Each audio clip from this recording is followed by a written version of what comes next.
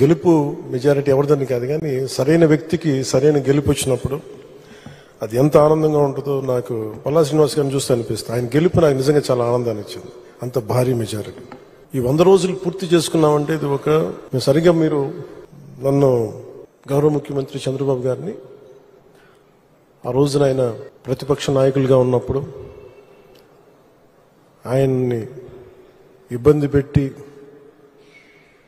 రాజమండ్రిలో పెట్టినప్పుడు, ఇక్కడ మన విజయవాడలో ఉన్నప్పుడు ఆయన మద్దతుగా నేను వస్తే ఆ రోజున నన్ను ఆపితే నేను ఆ రోజున ఒకటే మాట చెప్పాను అందరికీ, అప్పుడున్న అధికారులందరికీ, సరిగ్గా మీకు 6 నెలల్లో ప్రభుత్వం మారిపోతుంది, మీరు వెయిట్ చేయండి. అది అహంకారంతో గర్వంతో చెప్పలేదు, చాలా విసిగిపోయాం. మన విజయం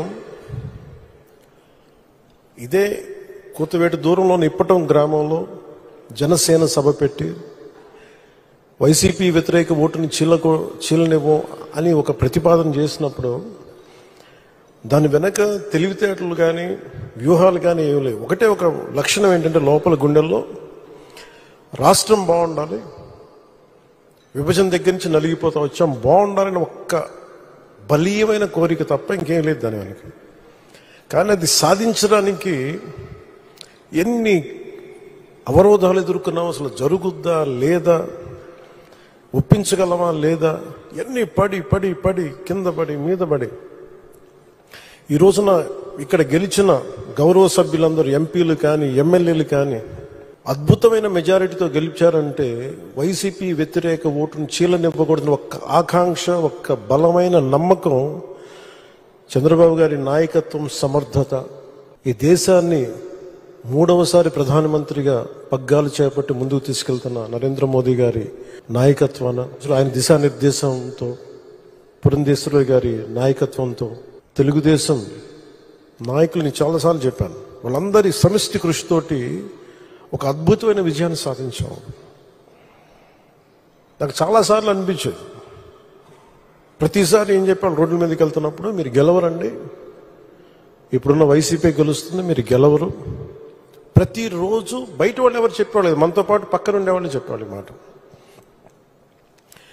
అసలు నమ్మకం ఉన్నది ఎవరికి అంటే, అసలు చెక్కు చెదరని గెలుస్తున్నాం కొడుతున్నాం నెగిటివ్ థాటే ఉండకూడదు, 170కి 160 కొట్టాలన్న మొదటి రోజు నుంచి చెప్పింది శ్రీ నారా చంద్రబాబు నాయుడు గారు చెప్పారన్నమాట.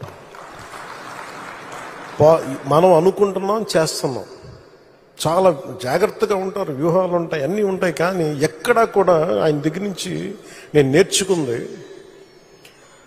కించిత్తు అధైర్యం లేదు, భయం లేదు ఆయన దగ్గర.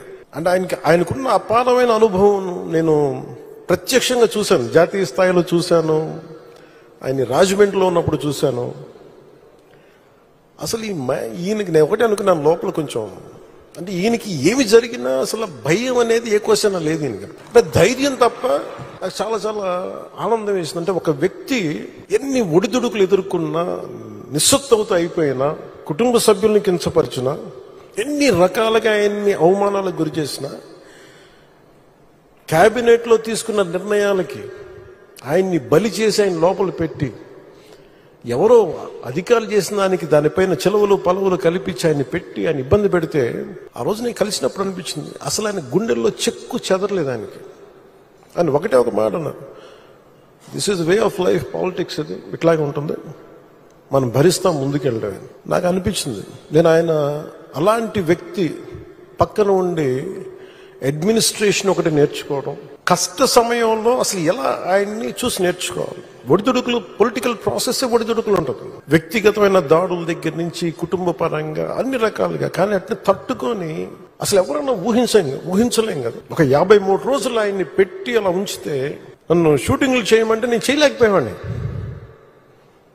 తప్పు సంకేతాలు వెళ్ళిపోతాయని. నేను డేట్స్ ఇచ్చినవి కూడా నేను ఆపేస్తాను ఆ రోజు. ఎందుకంటే ఆయన అంత సఫర్ అవుతా అని ఉంటే నేను బయటికి వెళ్ళి షూటింగ్ చేయడం కూడా నాకు ఇబ్బంది అనిపించేస్తుంది. నా ప్రొడ్యూసర్ చెప్పాను, 2 చేతులు క్షమించమని చెప్పాను ఆ రోజున. తప్పట్లేదు, నాకు రాష్ట్ర ప్రజల కోసం మారాలి ప్రభుత్వం, అందుకని చేస్తాను, దయచేసి మీరు అర్థం చేసుకోండి అని. అంత నేను చేయగలిగానంటే ఆయన తట్టుకున్న విధానం నన్ను కూడా ఎంతో కొంత ఒక చేయూతనిచ్చేలా చేసింది. నా స్వార్థం వల్ల వ్యక్తిగతంగా నేను ఎదిగిపోవాలి, నా కోరికల్లో రాష్ట్రం విభజన జరిగినప్పటి నుంచి ఈ రోజుకి మనం నలిగిపోతా ఉన్నాం. మనకి తెలంగాణలో మనం దాదాపు 3వ వంతున్నాం అభివృద్ధిలో. సంతోషం, మన తోటి తెలుగు రాష్ట్రం ఆనందం. మనం పోటీ పడాలి, ఎదగాలి అంటే అనుభవం, పొలిటికల్ ప్రాసెస్లో అనుభవం ఒకటి చాలా చాలా కీలకమైనది. తెలివితేటలు ఉండొచ్చు, అన్నిటికంటే కూడా అందరినీ సమన్వయపరిచి, అందరినీ ఆకట్టుకోగలిగి, అందరినీ ఒక దారిని పెట్టగలిగి, కొంత మెత్తదనంతో మందలిస్తూ, కొన్నిసార్లు గట్టిగా చెప్తూ, అలాంటి నాయకుడు వెంట ఆయన నాయకత్వంలో మేమందరం పనిచేయటం నాతో సహా చాలా చాలా నాకు ఆనందంగా ఉంటుంది. ఇలాంటి గడ్డు పరిస్థితుల్లో డబ్బు లేదు మనకి. రాగానే ఛార్జ్ తీసుకోగానే ఇవన్నీ ప్రోటోకాల్స్ ఉంటాయి, కానీ లోపల ప్రోటోకాల్స్ తగ్గ డబ్బులు లేవు లోపల. అలాంటిది ఆయన రాగానే ఈ 100 రోజుల్లో ఏమి చేసామని కీలకమని చెప్తే, ఏమైతే చెప్పారో మెగా డిఎస్సిని మేము పెడతాం, భర్తీ చేస్తామంటే 16,437 ఉపాధ్యాయ పోస్టుల్ని భర్తీ చేయడం. చాలాసార్లు పెన్షన్ గురించి మేము మాట్లాడుకుంటా ఉంటే చాలాసార్లు దీంట్లో నేను పెన్షన్ బాగా ఎక్కువ చేద్దామని అనుకుంటే, ఎలా సార్ పాసిబిలిటీ అంటే, కష్టంగా ఉంటుంది కానీ మనం పెంచాలి. ఆయనకున్న ఆకాంక్ష కూడా ఏంటంటే సంపద కొద్ది మంది దగ్గర ఉండిపోకూడదు, అవి తిరుగుబాట్లు వస్తాయి.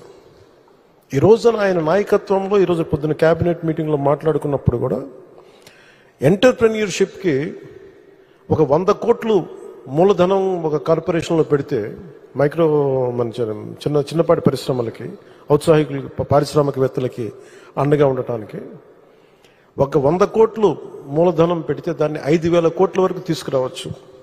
అలాగే 500 కోట్లు పెడితే దాన్ని 20,000 దాకా తీసుకెళ్లొచ్చనే ఈ రోజు నా ప్రతిపాదన చాలా అద్భుతంగా ఉంది. ఇవన్నీ చెయ్యాలి అంటే ఈ రాష్ట్రాన్ని, ఉమ్మడి రాష్ట్రాన్ని దిశానిర్దేశాన్ని మార్చిన వ్యక్తి, బలమైన సంస్కరణలు తీసుకొచ్చిన వ్యక్తి, SEZs ద్వారా కానీ, అభివృద్ధి కానీ, అలాగే మన ఇజ్రాయలీకి సంబంధించి ఈ మైక్రో ఇరిగేషన్, ఇలాంటివన్నీ మొట్టమొదటి తీసుకొచ్చిన వ్యక్తి. చాలా సింపుల్గా ఉంటాయి. ఇంకుడు గుంతలు అంటే అది చూడటం చాలా మందికి ఆ టైంలో హాస్యాస్పదం, ఏంటి గుంతలు తవ్వుకోవడం ఏంటని. ఆయన దార్శనికులు, ఆయన హెడ్ చూడగలరు. దానికి చాలామంది మేధావులతో మాట్లాడాలి. అలాంటి మేధావులతో కూర్చొని వాళ్ళని అర్థం చేసుకొని, తనతో పాటు సహచరులను ఒప్పించి, ఈ రోజున ఒక ఇంకుడు గుంతలు అనేది మనకి మన ఇంటి నిర్మాణంలో ఒక భాగం అయిపోయింది. ఇలాంటి ఎన్ని తీసుకున్నా, చిన్నది పెద్దది ఎన్ని తీసుకున్నా అనునిత్యం నన్ను ఆశ్చర్యపరుస్తూనే ఉంటారు ఆయన.